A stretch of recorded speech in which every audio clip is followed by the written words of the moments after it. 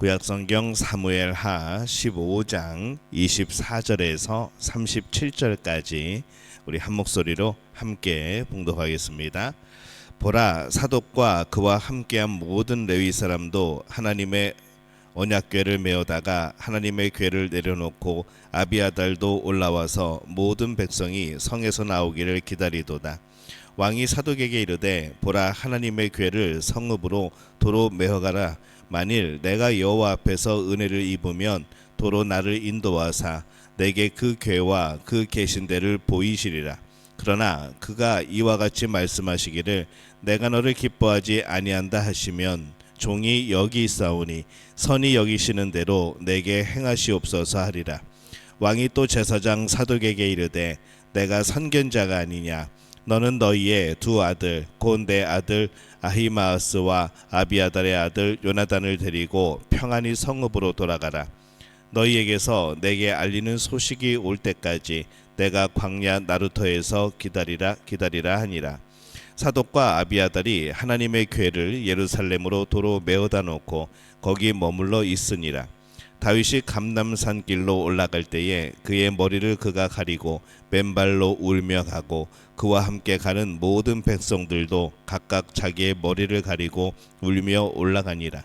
어떤 사람이 다윗에게 알리되, 압살롬과 함께 모반한 자들 가운데 아히도벨이 있나이다 하니, 다윗이 이르되, 여호와여 원하옵건대 아히도벨의 모략을 어리석게 하옵소서 하니라. 다윗이 하나님을 경배하는 마루턱에 이를 때에 아렉사람 후세가 옷을 찢고 흙을 머리에 덮어쓰고 다윗을 맞으러 온지라. 다윗이 그에게 이르되, 내가 만일 나와 함께 나아가면 내게 누를 끼치리라. 그러나 내가 만일 성읍으로 돌아가서 압살롬에게 말하기를, 왕이여, 내가 왕의 종이니이다. 전에는 내가 왕의 아버지의 종이었더니 이제는 내가 왕의 종이니이다 하면 내가 나를 위하여 아히도벨의 모략을 패하게 하리라. 사독과 아비아달 두 제사장이 너와 함께 거기 있지 아니하냐? 내가 왕의 궁중에서 무엇을 듣든지 사독과 아비아달 두 제사장에게 알리라.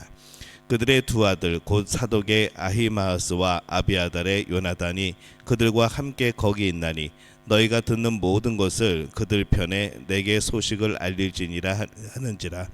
다윗의 친구 후세가 곧 성읍으로 들어가고 압살롬도 예루살렘으로 들어갔더라. 아멘.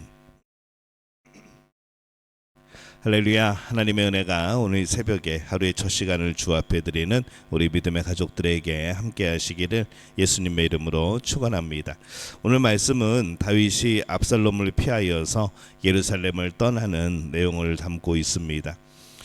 다윗이 예루살렘을 떠나려고 준비할 때에 다윗의 가장 든든한 후원자가 되는 이 레위인들 또한 다윗과 함께 하려고 준비를 합니다. 무엇보다도 이 레위인들은 그들은 언약궤가 함께 이동할 수 있도록 준비를 한 것이죠. 이 언약궤는 하나님의 임재를 상징을 했습니다. 이스라엘은 중요한 전쟁에도 이 언약궤가 함께 하였고, 또 이스라엘의 왕인 다윗이 움직이기에 이 언약궤가 함께 움직이는 것이 당연하게 그들은 생각을 했던 것이죠. 언약궤는 이스라엘에 있는 어떤 물건이나 무기보다 더 중요합니다.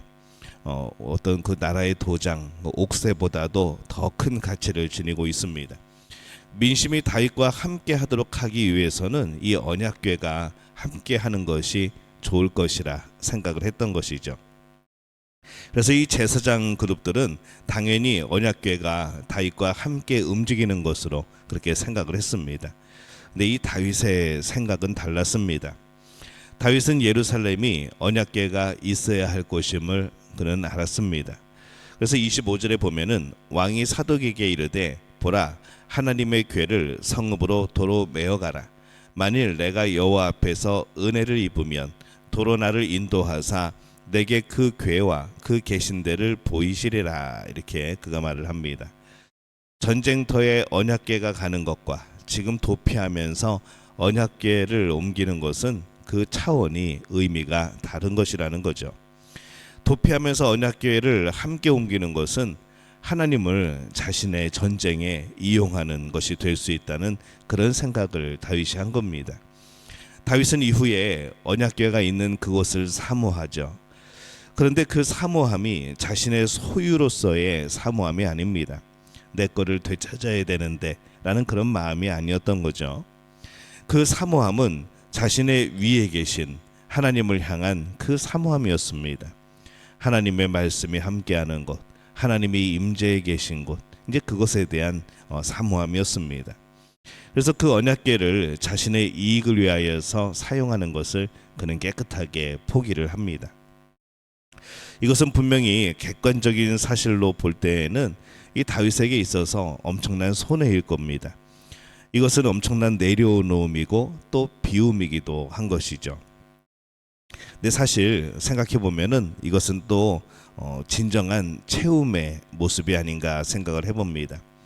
하나님을 자신의 이익을 위해서 이용하지 않고 자신의 기득권을 포기하였을 때 하나님은 더욱 이 다윗과 함께 하셨고, 하나님은 사실 우리가 사람들이 하나님을 볼모로 잡으려고 할 때가 많이 있습니다. 우리의 꿈을 이루려고, 우리의 소원을 이루려고 하나님을 자꾸 볼모로 잡아서 하나님께 뭘 자꾸 얻어내려고 하는 참 우리의 그런 욕심들이 많은데, 오히려 우리가 우리 자신을 내려놓고 하나님의 뜻을 기다리며 엎드리게 될 때에 하나님은 진정한 우리의 하나님이 되시는 것이죠. 우리가 하나님을 하나님으로 대하고 있는가, 아니면 나를 위한 하나님으로 대하고 있는가, 우리가 좀 생각해 봐야 될 필요가 있습니다. 오늘 다윗은 하나님을 이용하는 것을 과감하게 내려놓습니다. 또 하나님은 그런 그를 붙드시고 채우시는 거죠. 이 언약궤에 대한 자신의 기득권을 내려놓고 비울 때에 하나님은 다윗을 보셨고 또 그 언약궤를 가지고 옮기는 것, 그 이상의 것을 채워 주십니다. 다윗은 가장 어려울 때에 언약궤를 이용하지 않습니다. 그는 하나님을 자신을 위해 이용하는 대상이 아니라 하나님은 자신이 오직 경배해야 되는, 오직 섬기고 신뢰해야 되는 그런 대상으로 믿었기 때문인 거죠. 가장 어려운 때에 무엇으로라도 채우고 싶은 마음이 있었을 겁니다. 하지만은 그는 진리를 따라서 그것조차도 비울 줄 아는 그런 신앙인이었던 겁니다. 다윗이 예루살렘을 떠나서 급히 감람산에 올라갈 때에 슬픈 소식이 전해집니다. 자신의 옆에서 참모 역할을 했던 이 아히도벨이 압살롬 편에 섰다는 소식을 들은 거죠. 이 아히도벨은 참 지혜로운 사람이었습니다. 그래서 다윗은 더욱 아파하고 힘들 수밖에 없습니다. 어찌할 수 없는 소식에 다윗은 단지 기도하는 수밖에 없었죠. 다윗의 기도를 하나님이 들으십니다. 그래서 이 아히도벨의 모략을 어리석게 할 적임자인 후세를 하나님이 만나게 하십니다. 이 후세라는 사람도 참 매우 지혜로운 사람입니다. 그런데 나이가 굉장히 많았던 것으로 보입니다. 후세가 나이가 많아서 자신과 함께 할 수 없다고 생각하니 다윗은 후세를 향해서도 욕심을 부리지 않습니다. 지금 한 명이 더 중요한 상황이죠. 지혜로운 한 명이 참 필요한 상황인데 이 다윗은 후세를 향해서도 욕심을 부리지 않고 너는 예루살렘에 남으라 라고 말을 합니다. 근데 그렇게 비웠을 때 다윗에게 또 하나의 지혜로운 생각이 떠올랐던 것이죠. 방금 자신이 하나님께 기도하였는데 하나님께서 기도의 응답으로 후세를 보내주신 것도 이거 하나님의 뜻일지 모른다라는 생각을 한 것이죠. 그래서 그는 후세를 압살롬에게 보내서 이 아히도벨의 모략을 물리치고 다윗에게 상황을 알리도록 첩자로 보내고 그렇게 그를 사용하고자 한 겁니다. 물론 후세는 그것이 매우 위험한 일이라는 것을 알았지만은 기꺼이 그 역할을 하겠노라고 또 그가 순종하는 겁니다. 넉넉할 때 남는 것을 조금 나누어 주는 것, 그거는 참 어떻게 보면 쉬운 일이기도 합니다. 하지만은 없을 때에 나눠주는 것은 참 쉽지 않다는 것이죠. 근데 이 다윗은 신앙인으로서 어려울 때에도 자신만을 생각하지 않고 자신의 이익에 있어서 비우는 마음을 가진 것을 오늘 우리가 봅니다. 그가 그렇게 비웠을 때에 오히려 더 좋은 것으로 채우시는 하나님의 손길을 또 발견하는 것이죠. 우리는 자신을 비우는 그런 신앙인입니까? 신앙인은 진리를 따라 사는 사람들입니다. 내 욕심을 버리고 내 탐욕을 비우고 진리를 채우는 사람들, 자신의 이익을 따라 사는 사람이 아닌 것이죠. 다윗은 가장 어려울 때에도 이 언약궤의 사건이나 후세의 사건에서 볼 때에 자신의 이익을 비우고 진리를 따라 행동하는 그런 사람이었습니다. 그것은 세상적으로 볼 때는 분명히 손해이죠.